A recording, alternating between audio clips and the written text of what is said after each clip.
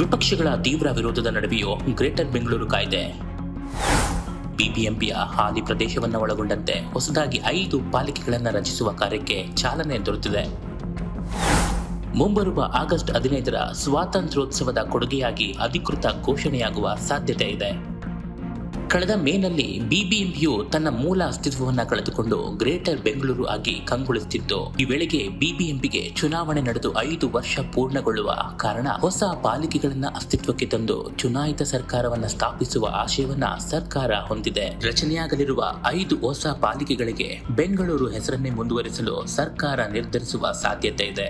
ಆ ಮೂಲಕ ಬೆಂಗಳೂರನ್ನ ವಿಭಜಿಸಲಾಗುತ್ತಿದೆ ಎನ್ನುವ ವಿರೋಧ ಪಕ್ಷ ನಾಯಕರುಗಳ ಆಪಾದನೆಗೆ ತಿರುಗೇಟು ನೀಡಲು ನಿರ್ಧರಿಸಲಾಗಿದೆ. 5 ನೂತನ ಪಾಲಿಕೆಗಳಿಗೆ ಬೆಂಗಳೂರು ಉತ್ತರ, ಬೆಂಗಳೂರು ದಕ್ಷಿಣ, ಬೆಂಗಳೂರು ಪೂರ್ವ, ಬೆಂಗಳೂರು ಪಶ್ಚಿಮ ಮತ್ತು ಬೆಂಗಳೂರು ಕೇಂದ್ರ ಮಹಾನಗರ ಪಾಲಿಕೆ ಅಂತ ನಾಮಕರಣ ಮಾಡುವ ಸಾಧ್ಯತೆ ಇದೆ.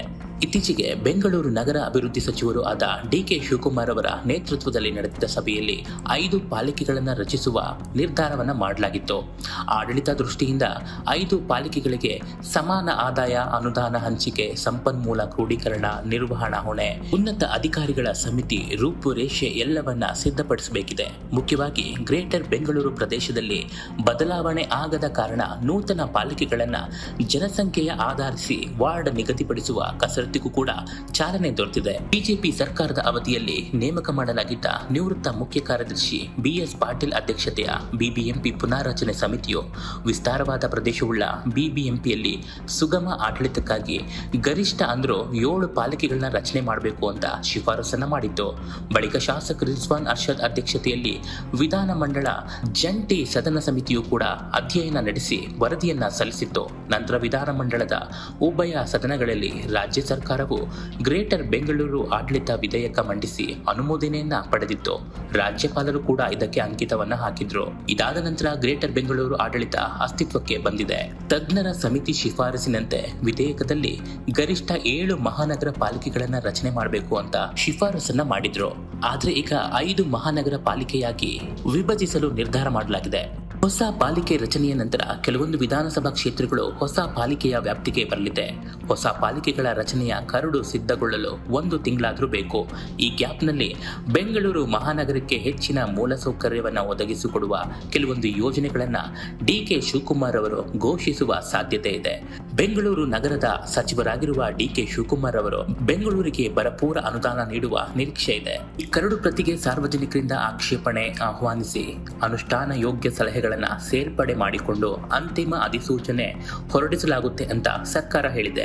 ಇದಕ್ಕೂ ಮುನ್ನ ಸಮಿತಿ ನೀಡಲಿರುವ ವರದಿಯನ್ನ ಆಧರಿಸಿ 5 ಪಾಲಿಕೆಗಳನ್ನ ಅಸ್ತಿತ್ವಕ್ಕೆ ತರಲು ಸಚಿವ ಸಂಪುಟದ ಅನುಮೋದನೆ ಪಡೆದುಕೊಳ್ಳಲಾಗುತ್ತದೆ. ಈ ಹೊಸ ಪಾಲಿಕೆಗಳಿಗೆ ಸಂಭಾವ್ಯ ಪ್ರದೇಶಗಳು ಯಾವ್ಯಾವು ಅಂತ ನೋಡೋದಾದ್ರೆ ಬೆಂಗಳೂರು ನಗರದಲ್ಲಿರುವ 28 ವಿಧಾನಸಭಾ ಕ್ಷೇತ್ರಗಳನ್ನ ಸೇರಿಸಿಕೊಂಡು ಬಿಬಿಎಂಪಿಯನ್ನ ರಚಿಸಲಾಗಿದೆ. ಈಗ ಗ್ರೇಟರ್ ಬೆಂಗಳೂರು ಆಗಿ ಬದಲಾಗಿದ್ರೂ ಕೂಡ ಪಾಲಿಕೆ ವ್ಯಾಪ್ತಿ ಹಿಂದಿನಂತೆ ಇರಲಿದೆ. ಹೊಸದಾಗಿ ರಚನೆಯಾಗಲಿರುವ ಕಾರ್ಪೊರೇಷನ್ಗಳ ಪ್ರದೇಶಗಳು 5 ಪಾಲಿಕೆಗಳಲ್ಲಿ ಹಂಚಲ್ಪಡುತ್ತವೆ. ನಗರದ ಹೊರವಲಯದಲ್ಲಿರುವ ಕೆಲ ವಿಧಾನಸಭಾ ಕ್ಷೇತ್ರಗಳ ವಿಸ್ತೀರ್ಣವನ್ನ ಜನಸಂಖ್ಯೆಯ ಆಧಾರದ ಮೇಲೆ ಈ ಪಾಲಿಕೆಗಳ ವ್ಯಾಪ್ತಿಗೆ ಸೇರಿಸಿಕೊಳ್ಳಲು ನಿರ್ಧರಿಸಲಾಗಿದೆ. ಹೊಸ ಪಾಲಿಕೆಗಳ ರಚನೆಯ ನಂತರ ಈಗಿರುವ ವಿಧಾನಸಭಾ ಕ್ಷೇತ್ರಗಳ ವ್ಯಾಪ್ತಿಯು ಹೊಸ ಪಾಲಿಕೆಯಡಿ ಬರಲಿದೆ. ಆದಾಗ್ಯೂ ಕೂಡ ಲೋಕಸಭಾ ಕ್ಷೇತ್ರದ ವ್ಯಾಪ್ತಿಯಲ್ಲಿ ಯಾವುದೇ ಬದಲಾವಣೆ ಸದ್ಯಕ್ಕಂತೂ ಇಲ್ಲ. ಇದ್ರ ಬಗ್ಗೆ ಕೇಂದ್ರ ಸರ್ಕಾರ ನಿರ್ಧಾರ ಮಾಡಬೇಕಾಗುತ್ತೆ. ಅದರಲ್ಲಿ ಯಾವುದೇ ಬದಲಾವಣೆ ಕೂಡ ಇರೋದಿಲ್ಲ. ಇನ್ನು ಯಾವ ಕ್ಷೇತ್ರಗಳು ಯಾವ ಪಾಲಿಕೆ ವ್ಯಾಪ್ತಿಗೆ ಬರುತ್ತೆ ಅಂತ ನೋಡೋದಾದ್ರೆ ಬೆಂಗಳೂರು ಉತ್ತರ ಈ ಪಾಲಿಕೆಗೆ ಯಲಹಂಕ, ಬ್ಯಾಟರಾಯನಪುರ, ದಾಸರಹಳ್ಳಿ, ಯಶವಂತಪುರ, ಆರ್ ನಗರ ಸೇರಲಿದೆ. ಬೆಂಗಳೂರು ದಕ್ಷಿಣ ಈ ಪಾಲಿಕೆಗೆ ಜಯನಗರ, ಚಿಕ್ಕಪೇಟೆ, ಶಾಂತಿನಗರ, ಬಿಟಿಎಂ ಲೇಔಟ್, ಬೊಮ್ಮನಹಳ್ಳಿ, ಬೆಂಗಳೂರು ದಕ್ಷಿಣ ಸೇರಿಕೊಳ್ಳಲಿವೆ. ಬೆಂಗಳೂರು ಪೂರ್ವ ಈ ವಲಯಕ್ಕೆ ಸರ್ವಜ್ಞ ನಗರ, ಸಿವಿ ರಾಮನ್ ನಗರ, ಕೆಆರ್ ಪುರಂ ಮತ್ತು ಮಹದೇವಪುರ ಸೇರುವ ನಿರೀಕ್ಷೆ ಇದೆ. ಬೆಂಗಳೂರು ಪಶ್ಚಿಮ ಪಾಲಿಕೆ ಆರ್ ನಗರ, ಗೋವಿಂದರಾಜನಗರ, ವಿಜಯನಗರ, ಚಾಮರಾಜಪೇಟೆ, ಬಸವನಗುಡಿ ಹಾಗೂ ಪದ್ಮನಾಭ ನಗರಗಳು. ಬೆಂಗಳೂರು ಕೇಂದ್ರ ಈ ಪಾಲಿಕೆಗೆ ಗಾಂಧಿನಗರ, ಶಿವಾಜಿನಗರ, ಪುಲಕೇಶಿ ನಗರ, ಹೆಬ್ಬಾಳ, ಮಲ್ಲೇಶ್ವರಂ, ರಾಜಾಜಿನಗರ, ಮಹಾಲಕ್ಷ್ಮಿ ಲೇಔಟ್ ಸೇರಿಕೊಳ್ಳುವ ನಿರೀಕ್ಷೆ ಇದೆ. ಈ ಎಲ್ಲಾ ಪ್ರಕ್ರಿಯೆಗಳು ಮುಗಿಸಿ ಆಗಸ್ಟ್ 15ರ ನಂತರ ಚುನಾವಣೆ ನಡೆಯಲಿದೆ. ಆ ವೇಳೆಗೆ ಎಲ್ಲಾ ಪ್ರಕ್ರಿಯೆಗಳನ್ನು ಪೂರ್ಣಗೊಳಿಸಿ ರಾಜ್ಯ ಚುನಾವಣೆ ಆಯೋಗಕ್ಕೆ ವಾರ್ಡ್ ಮೀಸಲಾತಿಗಳ ವಿವರವನ್ನ ಸಲ್ಲಿಸಲಾಗುವುದು. ಆರಂಭದಲ್ಲಿ 7 ಪಾಲಿಕೆಗಳಾಗಿ ವಿಭಜನೆಗೊಳ್ಳಲಿದೆ ಅಂತ ಅಂದ್ಕೊಂಡಿದ್ರು. ಆದ್ರೆ 5 ಪಾಲಿಕೆಗಳಾಗಿ ವಿಭಜಿಸಲು ಸರ್ಕಾರ ನಿರ್ಧರಿಸಿದೆ. ಹಾಗೆ ಈ 5 ಹೊಸ ಪಾಲಿಕೆಗಳಿಗೆ ಬೆಂಗಳೂರು ಹೆಸರನ್ನೇ ಕೂಡ ಇಡಲಿದೆ. ಬೆಂಗಳೂರಿನ ವಿಭಜಿಸಲಾಗ್ತಿದೆ ಎಂಬ ಪ್ರತಿಪಕ್ಷ ಹಾಗೂ ಕೆಲ ಸಂಘಟನೆಗಳ ಆರೋಪದಿಂದ ಪಾರಾಗಲು ಸರ್ಕಾರ ಈ ಉಪಾಯವನ್ನ ಮಾಡಿದೆ. ಹಾಲಿ ಬಿಬಿಎಂಪಿ ವ್ಯಾಪ್ತಿಯಲ್ಲೇ ಹೊಸ ಕಾರ್ಪೊರೇಷನ್ಗಳನ್ನ ಪುನರ್ ವಿಂಗಡಿಸಲು ಅಷ್ಟೇನು ಹೆಚ್ಚಿನ ಕಷ್ಟವಾಗದು. ಕೆಲವೊಂದು ತಾಂತ್ರಿಕ ಹಾಗೂ ಹಣಕಾಸಿಗೆ ಸಂಬಂಧಿಸಿದ ತಗಾದೆ ಉಂಟಾದ್ರೂ ಕೂಡ ಅದನ್ನ ಸರ್ಕಾರದ ಮಟ್ಟದಲ್ಲಿ ಚರ್ಚಿಸಿ ಪರಿಹಾರ ಕಂಡುಕೊಳ್ಳಲು ನಿರ್ಧರಿಸಲಾಗಿದೆ. ಹಾಗಾಗಿ ಗಡಿಗಳನ್ನು ಗುರುತಿಸಿ ಕರಡು ಸಿದ್ಧಪಡಿಸಿ ಆಗಸ್ಟ್ 15ರೊಳಗೆ ಸರ್ಕಾರಕ್ಕೆ ಸಲ್ಲಿಸುವಂತೆ ಅಧಿಕಾರಿಗಳಿಗೆ ನಿರ್ದೇಶನವನ್ನ ನೀಡಲಾಗಿದೆ. ಇದರೊಂದಿಗೆ 23 ಜುಲೈ 2024ರಂದು ವಿಧಾನಸಭೆಯಲ್ಲಿ ಮಸೂದೆಯನ್ನ ಮಂಡನೆ ಮಾಡಲಾಗಿತ್ತು.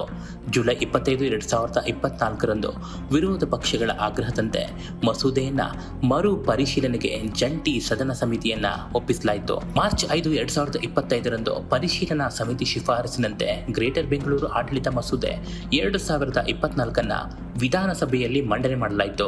ಮಾರ್ಚ್ 10ಕ್ಕೆ ಮಸೂದೆಗೆ ವಿಧಾನಸಭೆಯಲ್ಲಿ ಅಂಗೀಕಾರ ದೊರೆಯಿತು.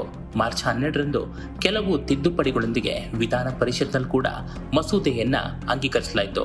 ಮಾರ್ಚ್ 13ರಂದು ತಿದ್ದುಪಡಿಗಳೊಂದಿಗೆ ವಿಧಾನಸಭೆಯಲ್ಲಿ ಮತ್ತೊಮ್ಮೆ ಅಂಗೀಕಾರವನ್ನ ಮಾಡಿಕೊಳ್ಳಲಾಯಿತು. ಮಾರ್ಚ್ 17ರಂದು ಮಸೂದೆಯ ಅಂಗೀಕಾರಕ್ಕಾಗಿ ರಾಜ್ಯಪಾಲರ ಅನುಮತಿಗಾಗಿ ರಾಜಭವನಕ್ಕೆ ರವಾನೆ ಮಾಡಲಾಯಿತು. ಆದರೆ 25 ಮಾರ್ಚ್ರಂದು ಕೆಲವು ಸ್ಪಷ್ಟನೆಯನ್ನ ಕೋರಿ ರಾಜ್ಯಪಾಲರಿಂದ ಮಸೂದೆ ವಾಪಸ್ಸಾಯಿತು. 24 ಏಪ್ರಿಲ್ ಗ್ರೇಟರ್ ಬೆಂಗಳೂರು ಆಡಳಿತ ಮಸೂದೆಗೆ ರಾಜ್ಯಪಾಲರು ಅಂತಿಮವಾಗಿ ಅಂಕಿತವನ್ನ ಹಾಕಿದ್ರು. ಇದರೊಂದಿಗೆ ಕಾಂಗ್ರೆಸ್ ಸರ್ಕಾರದ, ಅದರಲ್ಲೂ ವಿಶೇಷವಾಗಿ ಬೆಂಗಳೂರು ನಗರಾಭಿವೃದ್ಧಿ ಸಚಿವರಾದ ಡಿಕೆ ಶಿವಕುಮಾರ್ ಅವರ ಪ್ರತಿಷ್ಠಿತ ಗ್ರೇಟರ್ ಬೆಂಗಳೂರು ಕಾಯ್ದೆ ವಿದ್ಯುಕ್ತವಾಗಿ ಚಾಲನೆ ದೊರೆಯಿತು. ಹೆಚ್ಚಾಗ್ತಿರುವ ಜನಸಂಖ್ಯೆ, ಬೆಂಗಳೂರು ಬೆಳೀತಾ ಇದೆ. 5 ಮಹಾನಗರ ಪಾಲಿಕೆಗಳಾಗಿ ವಿಂಗಡಣೆ ಆಗ್ತಾ ಇರುವ ಬೆಂಗಳೂರಿನಲ್ಲಿ ಮುಂದೆ ಯಾವ ರೀತಿಯ ಬದಲಾವಣೆ ಆಗಲಿದೆ? ಸದ್ಯ ಬಹುದೊಡ್ಡ ಸವಾಲು ಅಂದ್ರೆ ಈ 5 ನಗರ ಪಾಲಿಕೆಗಳ ಆದ ನಂತರ ಈ ಎಲ್ಲ ಪಾಲಿಕೆಗಳ ವ್ಯಾಪ್ತಿಗೆ ಚುನಾವಣೆ ನಡೆಯಬೇಕಾಗಿದೆ. 5 ವರ್ಷಗಳಿಂದ ಚುನಾವಣೆಯ ಇಲ್ಲದೆ ನಿಷ್ಕ್ರಿಯವಾಗಿರುವ ಬಿಬಿಎಂಪಿ ಹೊಸ ಸವಾಲುಗಳನ್ನ ಎದುರಿಸಿ ಎದ್ದು ನಿಲ್ಲಬೇಕಾಗಿದೆ. 5 ಪಾಲಿಕೆಗಳಾಗಿ ಬಿಟ್ಟಿರುವ ಈ 5 ಅಸ್ತ್ರಗಳು ಬೆಂಗಳೂರು ಮಹಾನಗರಕ್ಕೆ ಎಷ್ಟರ ಮಟ್ಟಿಗೆ ಕೊಡುಗೆ ನೀಡಲಿದೆ ಅಂತ ನಗರ ವ್ಯಾಪ್ತಿಯ ಸಾರ್ವಜನಿಕರು ಕಾದು ಕೂತಿದ್ದಾರೆ. ಪ್ರತಿಪಕ್ಷಗಳಿಂದ ತೀವ್ರ ಟೀಕೆಗೆ ಒಳಗಾಗಿದ್ದಂತಹ ಈ ಕಾಯ್ದೆ ಡಿಕೆ ಶಿವಕುಮಾರ್ ಅವರಿಗಂತೂ ಪ್ರತಿಷ್ಠೆಯ ವಿಷಯವಾಗಿತ್ತು. ವಿಧಾನಸಭೆಯಲ್ಲಿ ಈ ಕಾಯ್ದೆ ಬಗ್ಗೆ ಚರ್ಚೆ ನಡೆಯುವ ಸಮಯದಲ್ಲಿ ಪ್ರತಿಪಕ್ಷಗಳು, ಅದರಲ್ಲೂ ವಿಶೇಷವಾಗಿ ಬಿಜೆಪಿ, ಡಿಕೆ ಶಿವಕುಮಾರ್ ವಿರುದ್ಧ ಮುಗಿ ಬಿದ್ದಿದ್ರು. ಅಶೋಕ್ ರವರಂತೂ ಕೆಂಡ ಮಂಡಲವಾಗಿದ್ರು. ಬೆಂಗಳೂರು ಹಾಗೂ ಬೆಂಗಳೂರು ಅಸ್ಮಿತೆಗೆ ಈ ಕಾಯ್ದೆ ದೊಡ್ಡ ಗಂಡಾಂತರ ತರುತ್ತೆ ಅಂತ ಎಲ್ಲರೂ ಆರೋಪ ಮಾಡಿದ್ರು. ಆದ್ರೆ ಅದನ್ನೆಲ್ಲವನ್ನ ಮೆಟ್ಟಿ ನಿಂತು ಕಾಂಗ್ರೆಸ್ ಸರ್ಕಾರ, ಅದರಲ್ಲೂ ವಿಶೇಷವಾಗಿ ಡಿಸಿಎಂ ಡಿಕೆ ಶಿವಕುಮಾರ್ ಅವರ ಮುತುವರ್ಜಿಯಿಂದ 5 ಪಾಲಿಕೆಗಳಾಗಿ ವಿಂಗಡಿಸಲು ಅಂತಿಮವಾಗಿ ನಿರ್ಧರಿಸಲಾಗಿದೆ. ಮತ್ತಷ್ಟು ರಾಜಕೀಯ ಸುದ್ದಿಗಳು ಹಾಗೂ ವಿಶ್ಲೇಷಣೆಗೆ ನೋಡ್ತಾ ಇರಿ BN TV ಕನ್ನಡ. ಯೂಟ್ಯೂಬ್ನಲ್ಲಿ ಸಬ್ಸ್ಕ್ರೈಬ್ ಆಗಿ ಹಾಗೂ ಫೇಸ್ಬುಕ್ನಲ್ಲಿ ಫಾಲೋ ಮಾಡಿ.